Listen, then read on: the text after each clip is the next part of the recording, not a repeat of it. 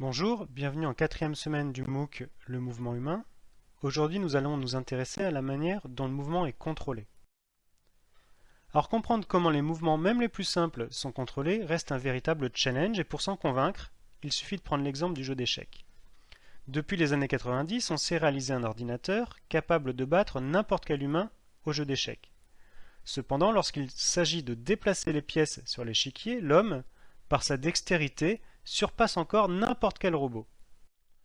La complexité du mouvement s'explique par la redondance inhérente au système musculo-squelettique qui possède environ 350 articulations, plus de 600 muscles et jusqu'à 700 unités motrices par muscle. Alors même si cette redondance du système musculo-squelettique suggère que l'on dispose en réalité d'une infinité de solutions pour produire un mouvement donné, par exemple en termes de coordination musculaire, la réalité en est tout autre. Il existe d'abord des contraintes mécaniques associées à la tâche motrice à réaliser. Par exemple, dans cette étude, les auteurs ont étudié les différentes coordinations musculaires possibles pour réaliser une tâche visant à produire une force avec l'index. Donc on entend ici par coordination musculaire la distribution des activations entre les différents muscles. Et vous avez ici sur ce graphique, pour chacun des 7 muscles étudiés, le niveau d'activation possible entre 0, c'est-à-dire que le muscle n'est pas nécessaire, et 100%, le niveau d'activation maximum. Donc pour produire une force de l'index, sur ce plan représenté ici, donc la seule contrainte, c'est que cette force doit être produite sur ce plan, on se rend compte que chacun des muscles peut être activé entre 0 et à peu près 100%. Ça veut dire qu'aucun de ces 7 muscles n'est absolument nécessaire pour produire une force sur ce plan. Par contre, lorsque l'on augmente le nombre de contraintes et que l'on produit une force dirigée vers ce point, qui est l'intersection des 3 plans, on se rend compte qu'il y a beaucoup moins de solutions. L'éventail de solutions possibles est beaucoup plus restreint. Par exemple, ce muscle-là doit être absolument activé proche de son maximum. Ce muscle-là doit être activé entre 42 et 47% de son maximum. Par contre, il existe encore quelques muscles qui ne sont pas absolument nécessaires puisque 0% d'activation fait partie des solutions possibles. Donc cet exemple démontre qu'il existe des contraintes mécaniques associées à la tâche et donc nous n'avons pas une infinité de solutions possibles pour produire une tâche donnée. Pour autant, nous avons plusieurs solutions possibles. Alors il existe également des contraintes d'activation. Par exemple ici on demande à des individus de produire une extension de genou à 20% de leur maximum. Et pendant cette tâche, on leur donne un feedback sur l'activation d'un des 4 muscles du quadriceps, le vastus medialis, représenté ici, ou vaste interne. Et on demande à ces individus de diminuer l'activation de ce muscle tout en maintenant le niveau de force constant. Alors compte tenu de la présence des 3 autres muscles synergistes, le vastus lateralis, le rectus femoris et le vastus intermedius, qui n'est pas représenté ici, on devrait en théorie être capable de diminuer l'activation du vastus medialis en compensant par l'augmentation de l'activation d'un ou plusieurs des 3 autres muscles. Cependant, cette adaptation n'a été observée chez aucun individu.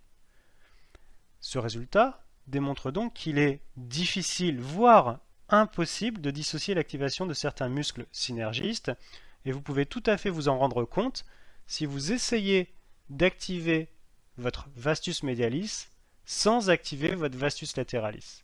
Vous allez voir que c'est en réalité très compliqué.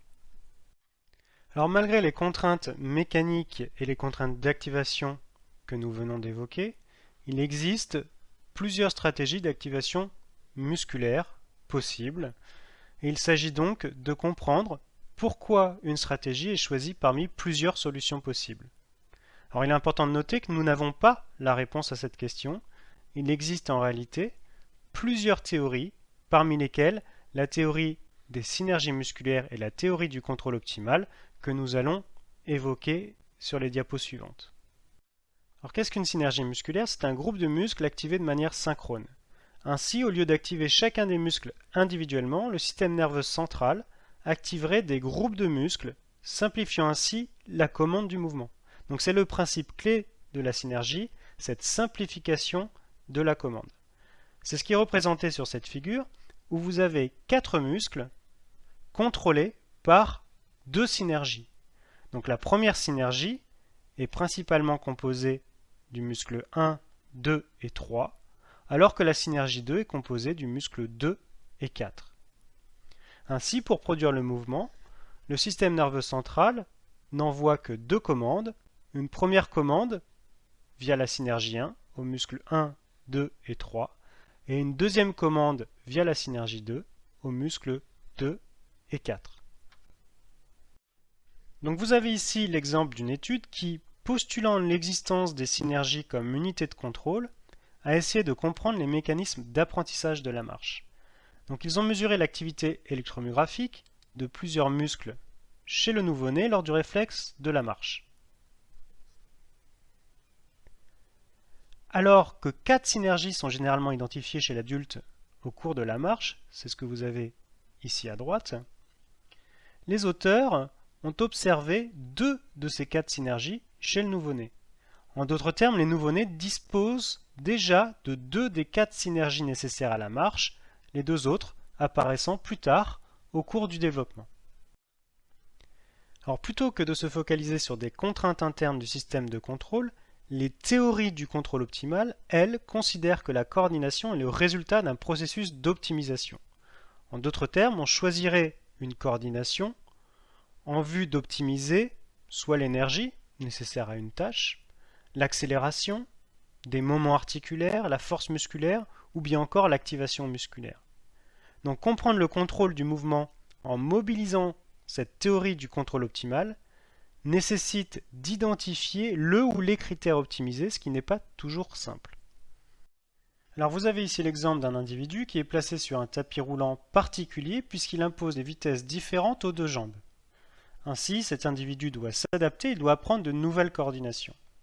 Et sur la figure de droite, vous avez en haut la symétrie de la longueur du pas, qui donne une indication sur la performance lors de la marche, et en bas, la puissance métabolique, c'est-à-dire l'énergie dépensée.